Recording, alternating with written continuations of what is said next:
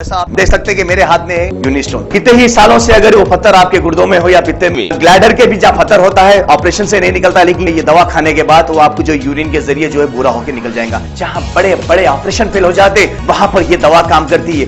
गुर्दे और पित्ते की पथरी ये प्रोडक्ट से गल जाती है, फिर दोबारा पथरी फॉर्म होने नहीं देती और इसमें कोई साइड इफेक्ट भी नहीं है। R&S यूनानी pharmacy, first floor opposite Canara bank, Bahadurpura, x road, Hyderabad.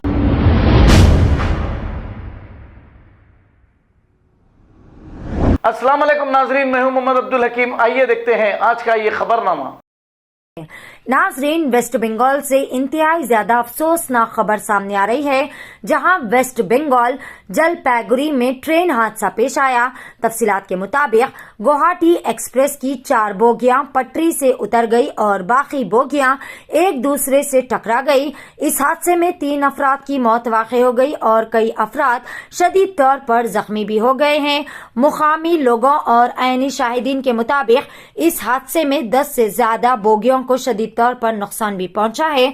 इत्तला के साथ ही रेस्क्यू ऑपरेशन टीम और 30 एम्बुलेंस ने मौके पर पहुंचकर वहां पर मुसाफिरीन को रेस्क्यू करने के राहती काम भी किए जा रहे हैं।